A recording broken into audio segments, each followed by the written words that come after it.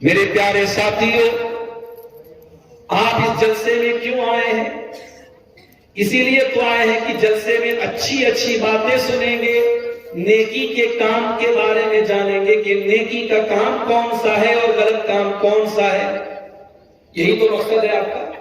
بولو بھائی، ایسا تو نہیں کہ بریانی کھانے آئے، ایسا تو نہیں کہ بھات ماچھ کھانے آئے۔ نیکی کیا ہے اور بدی کیا ہے، اچھائی کیا ہے، برائی کیا ہے، اس کو جاننے کی اسی چیشٹا میں، اسی کوشش میں آپ جلسے میں آئے۔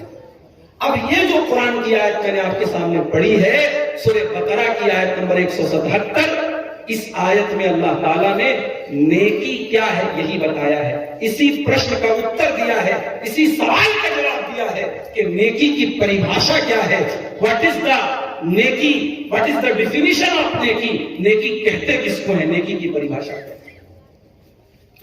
اللہ فرماتا ہے لیس البر ان تولوا وجوہکم قبل المشرق والمغرب، نیکی یہ نہیں ہے کہ تم پورب کی اور یا پچھم کی اور اپنا مخ کر لو، اپنا چہرہ کر لو، یہ نیکی کا کام نہیں ہے۔ نیکی کا کام یہ نہیں ہے کہ تم اپنا چہرہ پورب کی طرف کر لو یا پچھم کی طرف کر لو، ولکن البر، بلکہ نیکی یہ ہے کہ تم 16 کام کر لو۔ اب 16 کام اللہ تعالیٰ نے ایک آیت میں 16 کام گنائے ہیں، اور میں 16 چیزیں آپ کے سامنے بیان کروں گا۔ گلا میرا بہت ساتھ نہیں دے رہا ہے، طبیعت بہت اچھی نہیں ہے، مگر آپ بہت شوق سے سن رہے ہیں، میں آپ کا دل نہیں توڑوں گا۔ 16 باتیں بیان کر کے ہی میں یہاں سے انشاءاللہ اٹھوں گا، اور مجھے یقین ہے، اور تقریر کے آخر میں اپنی اس 16 باتوں میں سے کچھ سوال بھی آپ سے کروں گا، اور 3 سوال میں کروں گا، اور جو صحیح جواب دے گا انشاءاللہ میں اسے اپنی طرف سے کچھ انعام بھی دوں گا۔ ٹھیک ہے، تو آئیے شروع کرتے ہیں۔ اللہ نے کہا نیکی کیا ہے، نیکی کیا ہے؟ اللہ نے کہا 16 چیزیں اگر اپنے اندر پیدا کر لو تو تم نیک بن جاؤ۔ وَلَٰكِنَّ الْبِرَّ، میرے بندوں نیکی یہ ہے کہ تم اللہ کے اوپر ایمان لاؤ۔ وَلَٰكِنَّ الْبِرَّ مَنْ آمَنَ بِاللَّهِ، نیکی یہ ہے کہ تم اللہ کے اوپر ایمان لاؤ۔ اب اللہ کے اوپر ایمان لانے کا کیا مطلب؟ اللہ کون ہے؟ اللہ کے اوپر ایمان لانے کا کیا مطلب ہے؟ اس کو اگر آپ جاننا چاہتے ہیں تو سورہ انفال کی 3 آیت کو ذرا آپ اپنے سامنے رکھیں۔ انما المؤمنون الذين اذا ذكر الله وجلت قلوبهم، ایمان والے وہ لوگ ہوتے ہیں، مومن تو وہ لوگ ہوتے ہیں جب اللہ کا نام لیا جائے تو ان کا دل کانپ جاتا ہے، ان کا ہردے کانپ جاتا ہے، ان کا دل ڈر جاتا ہے، ان کے دل بے بھیت ہو جاتے ہیں، ان کے دل ڈر جاتے ہیں۔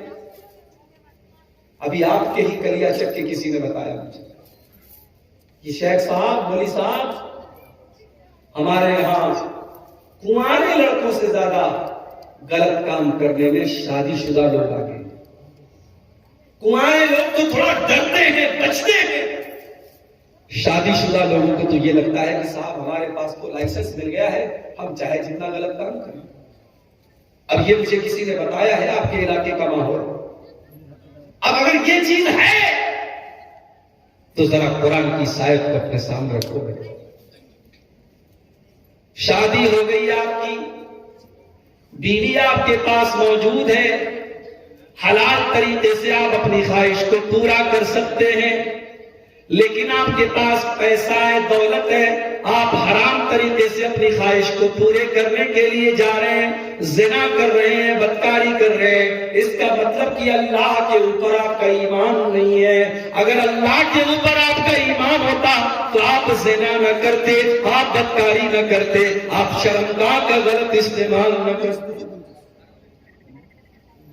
آپ کے مالدہ کے اندر، آپ کے کلیا چک کے اندر بگ بازار موجود ہے، بڑے بڑے شاپنگ مال موجود ہیں، آپ بڑے بڑے شاپنگ مال میں چلے جائیے، وہاں کیمرہ لگا ہوا ہے، اگر آپ نے ایک گھڑی بھی اگر چوری سے مال کی لے کر کے اپنے پاکٹ میں ڈال لی.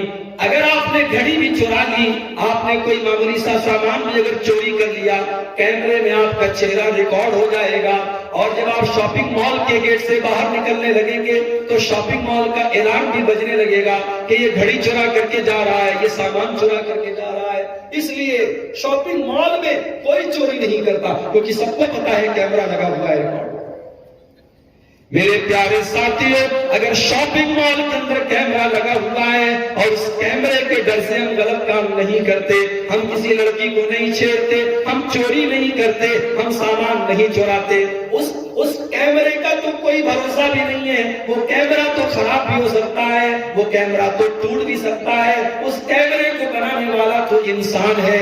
وہ لوگوں, ہم اپنے اللہ کے اوپر کیسا ایمان رکھتے ہیں؟ ہمارے اللہ کا کیمرہ تو 24 آور آن ہے, ہمارے اللہ کا کیمرہ تو ہر سمے چالو ہے, ہمارے اللہ کا کیمرہ تو ہر سمے ہمارے اوپر نظر رکھے ہوئے ہے. وَإِنَّ عَلَيْكُمْ لَحَافِظِينَ كِرَامًا كَاتِبِينَ يَعْلَمُونَ مَا تَفْعَلُونَ. میرے بندو, ہم نے تمہاری ایک ایک حرکت کو, ایک ایک عمل کو ریکارڈ کرنے کے لیے ہم نے تمہارے اوپر اپنے فرشتوں کو لگا دیا ہے. ہمارے فرشتے تمہارے ایک ایک عمل کو نوٹ کر رہے ہیں, ریکارڈ کر رہے ہیں. تم جو بھی کرتے ہو ہمارے فرشتے اس کو ریکارڈ کر رہے ہیں. او ہوٹلوں کے کمروں میں زنا کرنے والوں, وہ شراب پینے والوں, وہ حرام کام کرنے والوں, تم اللہ کے اوپر کیسا ایمان رکھتے ہو؟ اللہ کے اوپر آپ کیسا ایمان رکھتے؟ اللہ کے اوپر ایمان تو وہ لوگ رکھتے ہیں الذین اذا ذکر اللہ وجلت قلوبہم. جب اللہ کا نام لے لیا جائے تو ان کا دل بھیبھیت ہو جاتا ہے, ان کا دل کانپ جاتا ہے, ان کا دل ڈر جاتا ہے. اللہ کا نام لیا جائے انسان ڈر جائے. بخاری کی روایت ہے, اللہ کے نبی فرماتے ہیں کہ 3 لوگ سفر کے لیے نکلے, ایک پہاڑ کی گفا میں تینوں پھنس گئے. بڑا سا پتھر آ گیا گفا کے اندر, تینوں پھنس گئے.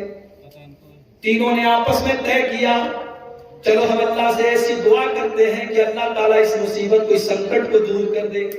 تینوں نے دعا کی تھی. ان تینوں میں سے ایک نوجوان نے یہ دعا کی تھی کہ اے اللہ, میرے چاچا کی ایک لڑکی تھی, میری ایک چچازاد بہن تھی, میری چچا کی لڑکی تھی, میں اس سے بہت محبت کرتا تھا, میں اس کے ساتھ غلط کام کرنا چاہتا تھا, میں اس کے ساتھ زنا کرنا چاہتا تھا. اور اے اللہ, ایک مرتبہ ایسا ہوا کہ گاؤں میں سوکھا پڑ گیا, گاؤں میں قحط پڑ گیا, لوگ اناج کے دانے دانے کو ترسنے لگے. میرے چاچا کی لڑکی میرے پاس آئی, اس نے مجھ سے 100 دینار مانگے. میں نے کہا میں ضرور تجھے 100 دینار دوں گا, میں ضرور تیری سہایتا کروں گا, میں ضرور تیری مدد کروں گا, مگر تجھے میری بات ماننی پڑے گی, تجھے اپنی عزت کا سودا کرنا پڑے گا, تجھے اپنا جسم میرے حوالے کرنا پڑے گا. اے اللہ, میرے چاچا کی اس لڑکی نے میرے آفر کو قبول کر لیا, میری بات مان گئی, تیار ہو گئی, اور میں اس کے ساتھ غلط کام کرنے ہی والا تھا. میں بھی تیار تھا, وہ بھی تیار ہو گئی تھی مجبوری میں. اے اللہ, عین موقع پر اس لڑکی کی زبان سے ایک جملہ نکلا, اتق اللہ ولا تفض الخاتم الا بحقه. کہ اے اللہ کے بندے, اللہ سے ڈر, تو اللہ کو کیا منہ دکھائے گا؟ میں تیری بیوی نہیں ہوں, میں تیرے نکاح میں نہیں آئی ہوں, تو میرے ساتھ غلط کام کرنے جا رہا ہے, تو اللہ کو کیا منہ دکھائے گا؟ اے اللہ, اس لڑکی کی زبان سے جب میں نے تیرا نام سنا, اے اللہ میں ڈر گیا, میں کانپ گیا. میں نے اس سے کہا تو گھر چلی جا. میں نے وہ 100 دینار اس کو دے دیے, اور میں نے اس کے ساتھ کوئی غلط کام نہیں کیا. اے اللہ, اگر میں نے گناہ کا یہ کام تیرے ڈر سے چھوڑ دیا تو اے اللہ, آج میرے اس سنکٹ کو, میری اس پریشانی کو تو دور کر دے. اللہ نے اس کی پریشانی کو دور کر. اللہ پر ایمان کا یہ مطلب ہوتا ہے, اللہ کا نام لیا جائے, انسان کا دل کانپ جائے, انسان کے دل میں اللہ کا ڈر پیدا ہو جائے. افسوس کی بات تو یہی ہے میرے بھائیوں, ہمیں اپنے ایمان کی قیمت پتہ ہی نہیں ہے. اسی بھارت کے اندر, ہمارے اسی دیش کے اندر گائے کی پوجا بھی ہوتی ہے, ہمارے اسی دیش کے اندر ندیوں کی پوجا ہوتی ہے, اسی دیش کے اندر بنارس کے اندر آپ چلے آئیے، ایک بہت بڑا وہاں پر ہمارے غیر مسلم بھائیوں کا عبادت خانہ ہے، وہاں پتھر کی بنی ہوئی شرمگاہ کی لوگ عبادت کرتے ہیں۔ اور آج ایک ویڈیو میں نے دیکھا فیس بک کے اوپر، ایک ہریانہ کا ڈاکٹر ہے جو MBBS ڈاکٹر ہے، وہ گوبر کھا رہا ہے، وہ گائے کا گوبر کھا رہا ہے، اور گائے کا گوبر کھاتے ہوئے وہ اس کے فائدے بتا رہا ہے، اس کی خوبیاں بتا رہا ہے۔ میرے بھائیوں، یہ ساری چیزیں دیکھ کر کے کیا ہمارے دل میں یہ خیال نہیں پیدا ہوتا کہ اے اللہ تیرا شکر ہے تو نے ہمیں ایمان جیسی دولت سے نوازا ہے۔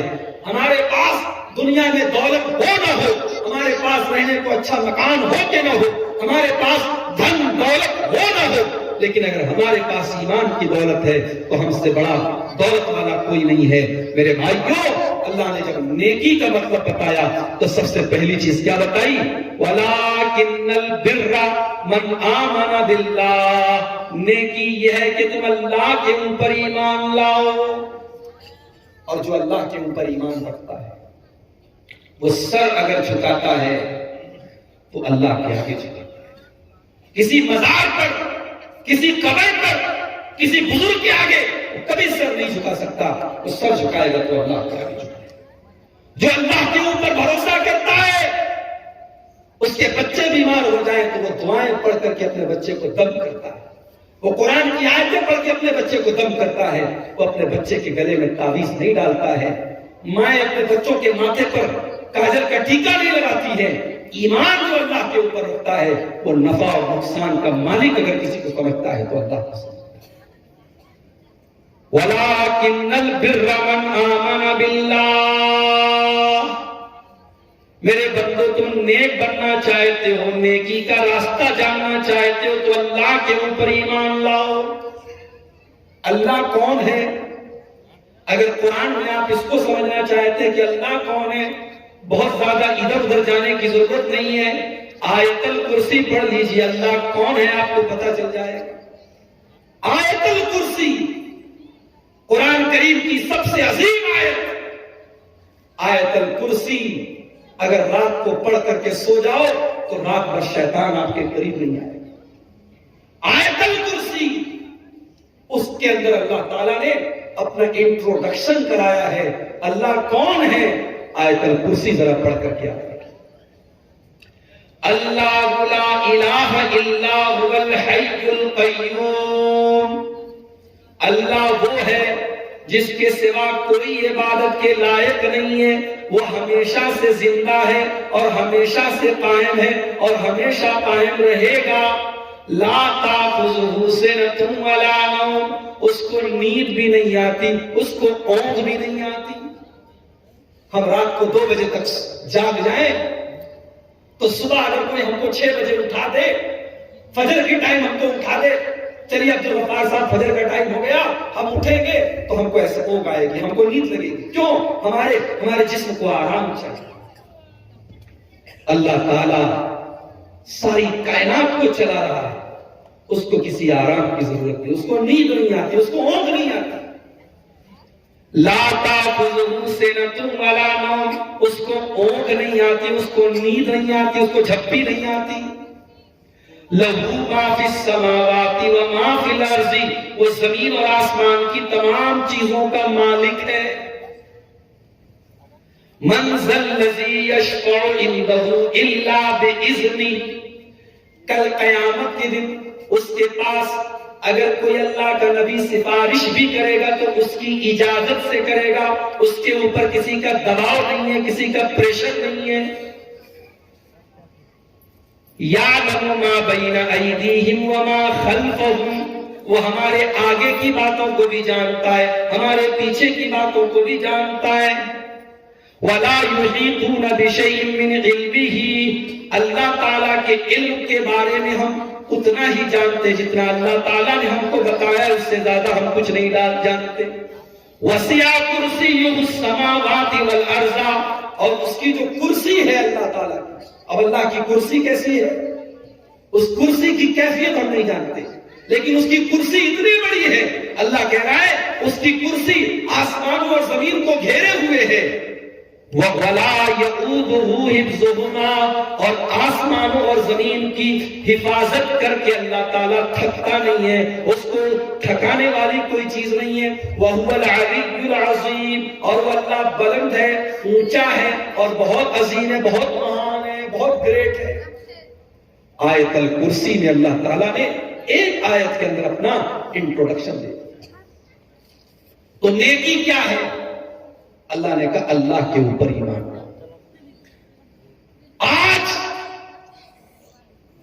ابھی میں کلکتہ سے آ رہا تھا، راستے میں نے دیکھا ہمارے غیر مسلم بھائیوں کے یہاں عبادت ہوتی ہے، پوجا ہوتی ہے، ان کے معبود کا جو مجسمہ ہوتا ہے، جو مورتی ہوتی ہے، اس مورتی کے بنانے والے ان کی دکان کے پاس سے جب میری ٹیکسی گزری، میری کار گزری، میں نے دیکھا کہ مجسمہ بنا ہوا ہے، اسٹیچو بنا ہوا ہے اور اس کا پورا ننگا بدن نظر آ رہا ہے۔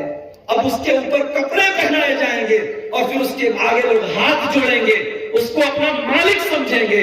مجھے قرآن کی وہ آیت یاد آ گئی جو حضرت ابراہیم نے اپنے باپ سے کہا تھا، اتعبدون ما تنحتون، کہ اے لوگو، اے میرے باپ، تم جس چیز کو اپنے ہاتھ سے بناتے ہو پھر تم اس کی پوجا کرنے لگتے ہو، اس کی اپاسنا کرنے لگتے ہو، اس کی عبادت کرنے لگتے ہو۔ اللہ تعالیٰ کے اوپر جو ایمان رکھتا ہے وہ کسی اور کی عبادت نہیں کر سکتا۔ اللہ کے سوا کوئی نفع نقصان کا مالک نہیں۔ میں بنگال میں آتا ہوں، لوگ پوچھتے مولوی صاحب یو پی کا کیا حال ہے؟ یو پی میں تو فلاں کا معاملہ ہے، یو پی میں لوگ کیسے جی رہے ہیں؟ میں جواب دیتا ہوں میرے بھائی، ہم اللہ کے اوپر ایمان رکھتے ہیں، اپنا مالک اپنا خالق افضل ہے، آتی جاتی سرکاروں سے کہتے، ہمیں اپنے رب کے اوپر بھروسہ ہونا چاہیے، اللہ تعالیٰ ہی نفع اور نقصان کا مالک ہے، یہ ہمارا ایمان ہونا چاہیے۔ تو پہلی چیز ہے آپ اللہ کے اوپر ایمان لاؤ۔ وَلَٰكِنَّ الْبِرَّ مَنْ آمَنَ بِاللَّهِ، تم اللہ کے اوپر ایمان لاؤ، وَالْيَوْمِ الْآخِرِ، اور قیامت کے دن کے اوپر تم ایمان لاؤ۔ تم یہ عقیدہ رکھو، یہ ایمان رکھو کہ قیامت آئے گی اور تمہیں اپنے عمل کا حساب و کتاب دینا پڑے گا۔ اچھا عمل کرو گے اس کا بھی حساب دیا جائے گا، برا عمل کرو گے اس کی سزا تمہیں دی جائے گی۔ قیامت کا دن آئے گا اور اس دن عبدالغفار صاحب کی ماں بھی ان کے کام نہیں آئے گا، میرا باپ بھی میرے کام نہیں آئے گا، میں اپنے باپ کے کام نہیں آؤں گا۔ اس دن ہماری نیکی ہمارے کام آئے گی۔ قیامت کے دن پتی اپنی پتنی کے کام نہیں آئے گا، اولاد اپنے ماں باپ کے کام نہیں آئے گا۔ قیامت کے دن تو یہ حال ہوگا، یہ دہشت ہوگی، یہ ڈر ہوگا، یہ بھے ہوگا۔ اللہ تعالیٰ قرآن کے 29ویں پارے میں کہتا ہے، یود المجرم لو یفتدی من عذاب یومئذ ببنیہ وصاحبتہ واخیہ وفصیلتہ التی تؤویہ۔ قیامت کے دن تو انسان یہ تمنا کرے گا، یہ آرزو کرے گا، یہ چیشٹا کرے گا، یہ کوشش کرے گا کہ اللہ تعالیٰ اس کے باپ کو پکڑ لے، اس کو چھوڑ دے، اس کے بچوں کو پکڑ لے، اس کو چھوڑ دے، اس کی بیوی کو لے لے، اس کو چھوڑ دے۔ قیامت کے دن انسان اپنے ماں باپ بیوی بچوں سب کو چھوڑ دے گا، کہے گا اللہ اس کو لے لے، اس کو بچا لے۔ وہ دن اتنا خطرناک ہوگا۔ جانتے ہو دنیا میں سب سے زیادہ محبت ماں کو اپنے بچے سے ہوتی ہے، اور جب بچہ دودھ پیتا بچہ ابھی 6 مہینے کا ہے، 1 سال کا ہے، ماں کا دودھ پیتا ہے، تو یہ وہ پیریڈ ہوتا ہے کہ ماں بچے کے بنا اور بچہ ماں کے بنا نہیں رہ سکتے۔ قیامت کے دن کا جو ڈر ہوگا، جو بھے ہوگا، قیامت کے دن کی جو دہشت ہوگی، اس کا کیا عالم ہوگا۔ اللہ نے سورہ حج کے اندر فرمایا، یا ایھا الناس اتقوا ربکم ان زلزلۃ الساعۃ شیء عظیم، اے لوگوں اپنے رب سے ڈرو، قیامت کے دن کا زلزلہ بڑا خطرناک ہوگا۔ یوم ترونھا تذہل کل مرضعۃ عما ارضعت، قیامت کے دن دودھ پلانے والی ماں بھی اپنے بچے کو چھوڑ دے گی، وتضع کل ذات حمل حملها، اور پریگننٹ عورتوں کے، گربھوتی عورتوں کے گربھ گر جائیں گے، وتری الناس سکارا، اور ایسا لگے گا، ایسا پرتیت ہوگا، ایسا نظر آئے گا کہ لوگ نشے کی حالت میں ہیں، لیکن لوگ نشے کی حالت میں نہیں ہوں گے، ولکن عذاب اللہ شدید، اللہ کا عذاب بڑا خطرناک ہوگا۔ تو سمجھ رہے ہیں آپ؟ دوسری چیز، قیامت پر آپ کو ایمان رکھنا ہے۔ یہ ایمان رکھنا ہے کہ دنیا میں افیم کی کھیتی کر کے پیسہ کمائیں گے، قیامت کے دن حساب دینا پڑے گا۔ یہ ایمان رکھنا ہے کہ ہوٹل کے جس کمرے میں ہم نے غلط کام کیا تھا، وہ ہوٹل کا کمرہ کل قیامت کے دن گواہی دے گا یہاں غلط کام ہوا تھا۔ یہ ایمان رکھنا ہے کہ جس انگلی سے ٹچ کر کے ہم نے موبائل پر گندی چیزیں دیکھی تھی، وہ انگلی کل قیامت کے دن گواہی دے گی، یہ ایمان رکھنا ہے۔ اور قیامت کے دن تو بعد میں حساب دینا ہے، پہلے تو ہمیں اور آپ کو قبر کے اندر حساب دینا ہے۔ دنیا میں گرمی لگتی ہے، ہم بے چین ہو جاتے ہیں۔ کلکتہ سے آپ کے فرقہ آنا تھا، مجھے میں اے سی میں بیٹھ کر کے آیا، دوپہر کا ٹائم تھا، نہیں صاحب گرمی برداشت نہیں ہوتی، طبیعت میری ٹھیک نہیں ہے، بخار ہے، سردی ہے، زکام ہے، مگر میں اے سی میں بیٹھ کے آیا، کیوں؟ گرمی برداشت نہیں ہوتی۔ دنیا کی گرمی ہم سے برداشت نہیں ہوتی۔ قبر میں کون بچائے گا بھائی؟ قبر میں تو کوئی اے سی نہیں لگی ہوگی، قبر میں تو کوئی پنکھا نہیں ہوگا، وہاں آپ کا عمل آپ کو بچائے گا، وہاں اللہ تعالیٰ آپ کو بچائے گا۔ تو قیامت کے دن جو حساب کتاب ہوگا وہ بعد میں ہوگا، پہلے قبر کی فکر کر لو کہ قبر میں آپ کے ساتھ کیا ہوگا۔ ارے ہم لوگ تو اتنے کٹھور ہو گئے، ہمارے دل اتنے کٹھور ہو گئے کہ اپنے مردوں کو ہم آج قبرستان میں لے کر کے جاتے ہیں، دفناتے ہیں، کفناتے ہیں، پھر بھی ہمارے دل کی حالت میں کوئی پریورتن نہیں آتا، کوئی تبدیلی نہیں آتی، کوئی چینجنگ نہیں آتی۔ ہمارے دل میں اللہ کا ڈر پیدا نہیں ہوتا، ہمیں یہ احساس نہیں ہوتا کہ اس قبر میں ہم کو بھی آنا ہے اور اس قبر میں ہم کو بھی حساب دینا ہے۔ والیوم الآخر، قیامت کے دن کے اوپر تم ایمان لاؤ۔ والملائکۃ، اور اللہ تعالیٰ کے فرشتوں کے اوپر تم ایمان لاؤ۔ فرشتے کون ہیں؟ اب پتہ نہیں فرشتے کو بنگلہ میں کیا بولتے ہیں، اردو میں تو فرشتہ بولتے ہیں، انگریزی میں اینجلس بولتے ہیں، اینجلس۔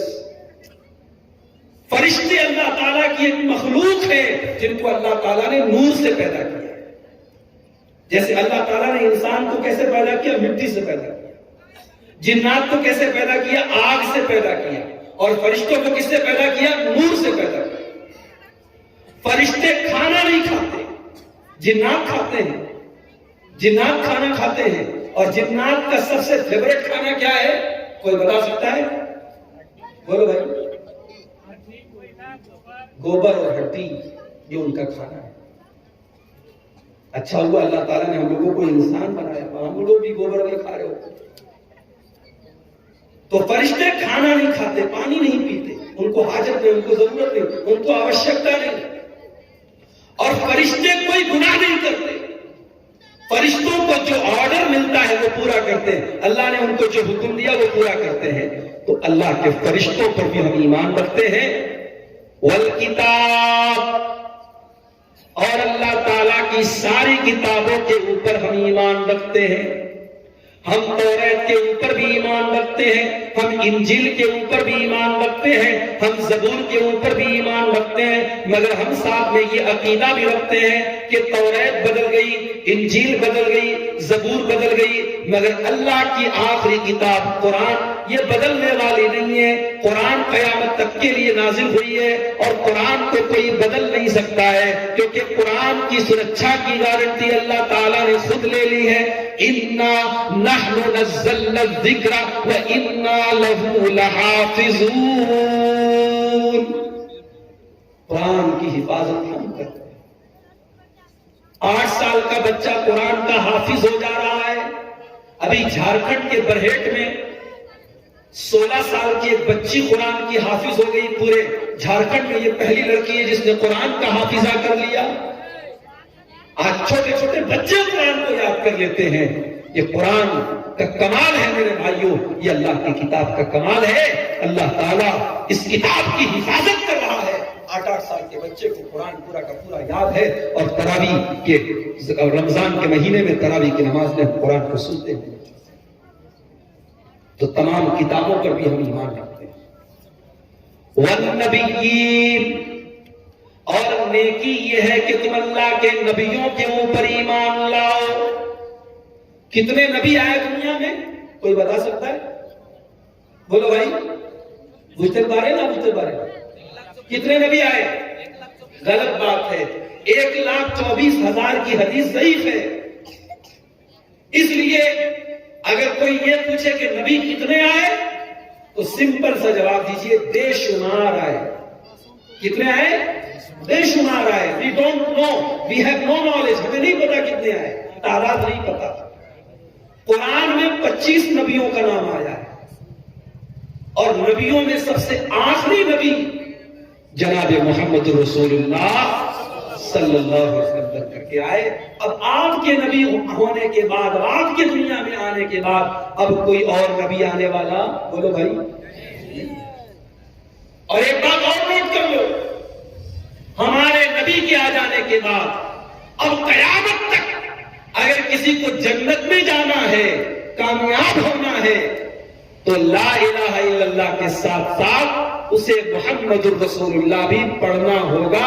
اگر کوئی لا الہ الا اللہ کو مانے، جیسے ہمارے بہت سارے غیر مسلم بھائی روزہ رکھتے ہیں رمضان میں، بہت سارے غیر مسلم بھائی اللہ کو ایک مانتے ہیں، مگر جنت میں جانے کے لیے محمد الرسول اللہ کی رسالت کو بھی ماننا پڑے گا، آپ کو اللہ کا رسول بھی ماننا پڑے گا۔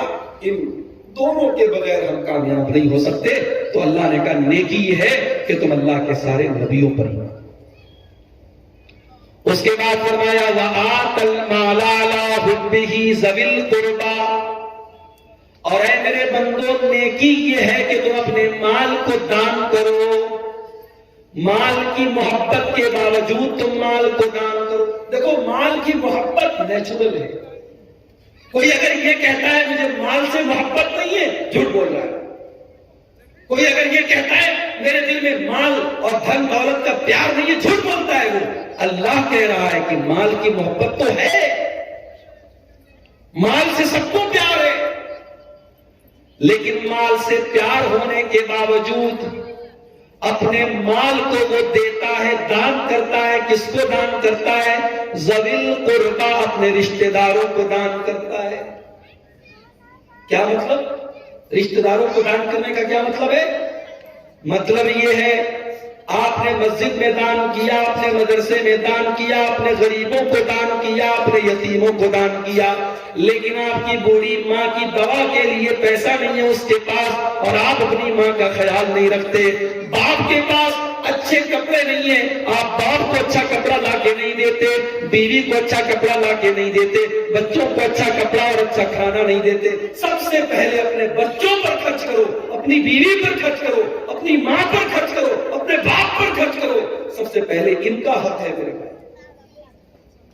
اور کوئی یہ نہ کہے عبدالغفار صاحب بیوی کے لیے اگر ہم کپڑا خرید کے لاتے ہیں تو کیا اس پر بھی ہم کو ثواب ملے گا؟ ثواب ملے گا۔ آپ نے اپنے بچوں کے لیے کھانے کا سامان اپنے بچوں کو کھلایا، ثواب ملے گا آپ کو۔ اللہ کے نبی فرماتے ہیں کہ تم حلال طریقے سے جو بھی پیسہ کماتے ہو، خرچ کرتے ہو، اس پر تمہیں ثواب ملے گا۔ حتی اللقمة التي تضعها في امرأتك، تو اپنی بیوی کے منہ میں جو لقمہ ڈالتے ہو، بیوی کو جو کھانا کھلاتے ہو، اپنی پتنی کو جو تم کھانا کھلاتے ہو، اس پر بھی تم کو ثواب ملے گا۔ پتا چلا کبھی کبھی بیوی کو کھانا بھی کھلانا چاہیے۔ بہت سے لوگ بیچارے گھر میں آتے ہیں تو بیوی سے کہتے چل میرا ہاتھ پیر تو دبا، چل میرے ہاتھ پیر کی تو مالش کر۔ بیوی سے سیوا کروانا یہی کمال نہیں ہے، کبھی کبھی بیوی کے ساتھ بیٹھ کر کے اس کو محبت سے کھانا کھلانا، یہ بھی رسول کی سنت ہے میرے بھائیوں۔ اس سنت کو بھی آپ زندہ کیجئے۔ اللہ کے نبی کہتے ہیں بیوی کے منہ میں تم لقمہ ڈالتے ہو، جو کھانا کھلاتے ہو، اس پر بھی تم کو ثواب ملے۔ تو سب سے پہلے کس کو دان کرنا ہے؟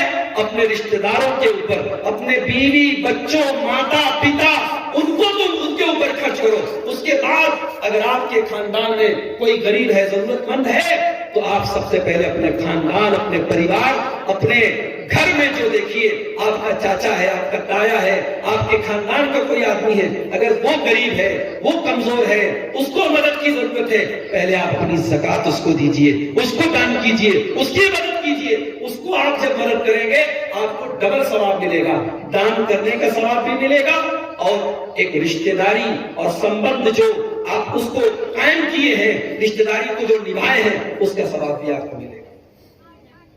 والیتاما، اور اے میرے بندو نیکی یہ ہے کہ تم یتیم کے ساتھ پنیہ کرو، یتیم کو دان دو. یتیم کس کو کہتے ہیں؟ یتیم اس کو کہتے ہیں جس کے سر سے اس کے باپ کا سایہ ہو جائے. بڑا بے سہارا ہو جاتا ہے وہ بچہ جس کے باپ کا سایہ اڑ جائے. اللہ ہم سب کے باپ کا سایہ ہمارے اوپر قائم رکھے.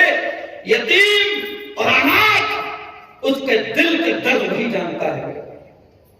اور چونکہ ہمارے نبی اناتھ تھے، یتیم تھے، ہمارے نبی پیدا ہوئے تو باپ کو آپ نے نہیں پایا، اور 6 سال کی عمر میں آپ کی ماں بھی دنیا سے چلی گئی. اس لیے ہمارے نبی سے بڑھ کر کے یتیم کا اور اناتھ کا درد کون سمجھ سکتا ہے؟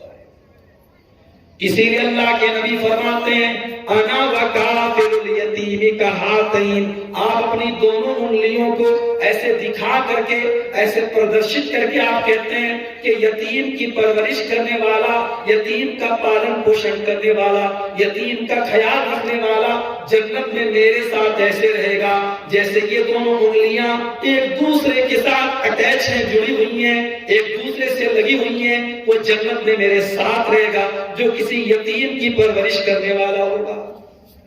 تو یتیم کے ساتھ آپ بھلائی. مگر آج کیا ہوتا ہے؟ یتیم بھتیجے، اگر یتیم بھتیجا ہے، بھائی کا انتقال ہو گیا تو وہاں ہمیں فوراً شریعت کا مسئلہ یاد آ جاتا ہے کہ اگر بھائی باپ کی زندگی میں بیٹا مر گیا تو اب اس بیٹے کا کوئی حق نہیں ہے، تو یتیم بھتیجے کا کوئی حق نہیں ہے. اس یتیم بھتیجے کو در در کی ٹھوکر کھانے کے لیے ہم چھوڑ دیتے ہیں. اتنے بے رحم اور اتنے ہم دیا اور اتنے ہم مطلب دیا سے اتنے دور ہیں اور اتنے کرور ہو چکے ہیں، اتنے بے رحم ہو چکے ہیں کہ اس یتیم بھتیجے کو ہم در در کی ٹھوکر کھانے پر مجبور کر دیتے ہیں. یاد رکھیے میرے بھائی، ٹھیک ہے شریعت کا مسئلہ ہے، باپ کی زندگی میں بیٹے کا انتقال ہو گیا تو پوتا ڈائریکٹ اپنے دادا کی پراپرٹی کا وارث نہیں بنے گا، مگر شریعت نے تعلیم دی ہے ایسے موقع پر کہ دادا اپنے اس یتیم پوتے کو اپنی پراپرٹی میں 1/3 1/3 تک وصیت کر سکتا ہے. اور چاچا لوگوں کو بھی چاہیے کہ اپنے یتیم پوتے کے ساتھ ناانصافی نہ کریں. اگر یتیم کا مال آپ نے کھایا تو اللہ قرآن میں کیا کہتا ہے؟ ان الذين ياكلون اموال اليتامى ظلما انما ياكلون في بطونهم نارا. جو لوگ یتیم کے اوپر اتیاچار کرتے ہیں، اس کا مال ناجائز طریقے سے کھاتے ہیں، وہ اپنے پیٹ میں جہنم کی آگ بھرتے ہیں. تو اللہ نے کہا والیتاما، یتیم کو دان کریں، والمساکین، اور مسکین کو دان کیجیے. مسکین کس کو کہتے ہیں؟ مسکین اس کو نہیں کہتے جو بھکاری ہوتا ہے، جو سڑک پہ سب سے بھیک مانگتا ہے. مسکین اس کو کہتے ہیں جو بیچارہ ہے تو ضرورت مند ہے، اس کے گھر میں چولہے میں آگ نہیں چل رہی ہے، اس کے بچے بھوکے ہیں، اس کے بچوں کے پاس ڈھنگ کے کپڑے نہیں ہیں، مگر وہ بیچارہ غیرت والا ہے، عزت والا ہے، اس کا آتم سمان، اس کی سیلف ریسپیکٹ اس کو اجازت نہیں دیتی کہ وہ کسی کے آگے ہاتھ پھیلائے. وہ مسکین ہے. ایسے لوگوں کی مدد پہلے کرو، ایسے لوگوں کو دیکھو سماج میں، اور اگر ایسے لوگ ہیں تو پہلے ان کی مدد. ہر آدمی دوسروں کے سامنے ہاتھ پھیلانا نہیں چاہتا ہے. والمساکین، مسکینوں کو دان کرو، وابن السبیل، اور مسافر کو دان کرو. یو پی کا کوئی آدمی بنگال میں آیا، بیگ چوری ہو گیا، پرس چوری ہو گیا، سامان چوری ہو گیا، اپنے یو پی کے اندر وہ لکھپتی بھی ہو، اگر آپ کے گاؤں میں، آپ کے شہر میں آ کر کے اگر وہ ضرورت مند ہو گیا تو آپ اس کی مدد کرو. اور بعض علماء کہتے ہیں کہ وابن السبیل کا مطلب ہے جو مہمان بن کر کے اتیتھی بن کر کے آپ کے گھر میں آیا ہے تو مہمان کے اوپر آپ خرچ کیجئے. مہمان اور اتیتھی اگر آپ کے گھر میں آیا ہے تو ماتھے پر بل نہیں پڑنا چاہیے میری ماں بہنوں، بلکہ مہمان کا سواگت کرنا چاہیے، مہمان کی عزت کرنی چاہیے، مہمان کو اچھا کھلانا چاہیے، مہمان کو خوش کرنا چاہیے. اللہ نے کہا وابن السبیل، مہمان کے اوپر بھی تو اپنا پیسہ خرچ کرو. والسائلین، اور آپ کے گھر پہ جو مانگنے والے بھکاری آتے ہیں، جو ضرورت مند آتے ہیں، جو عورتیں آتی ہیں، جو بچے آتے ہیں، جو بڑے آتے ہیں، ان مانگنے والوں کو بھی آپ دان کیجئے. اگر آپ دان نہیں کر سکتے ہیں تب بھی شریعت نے آپ کو یہ اجازت نہیں دی ہے کہ آپ اس بھکاری سے بدتمیزی سے بات کریں، اسے ڈانٹیں، اسے جھڑکیں، بلکہ اللہ نے قرآن میں کیا کہا؟ وَأَمَّا السَّائِلَ فَلَا تَنْهَرْ، اے نبی اگر سائل کو، اگر بھکاری کو، اگر مانگنے والے کو دینے کے لیے آپ کے پاس کچھ نہیں ہے تو پریم سے کچھ میٹھی بات بول کر کے اسے رخصت کر دو، اسے ڈانٹو مت، اسے جھڑکو مت، اسے تیزی کے ساتھ بات مت کرو. وَفِي الرِّقَابِ، اور اللہ نے کہا دان کیجئے گردن کو چھوڑانے میں. پہلے کے دور میں غلامی کا دور چلتا تھا، مرد اور عورت غلام کے طور پر بکتے تھے مارکیٹ میں، بازار میں، تو اسلام نے غلام سے آزاد کرانے کے لیے دان کرنے کا حکم دیا. آج بھی بہت سارے بے قصور لوگ جیل میں سڑ رہے ہیں.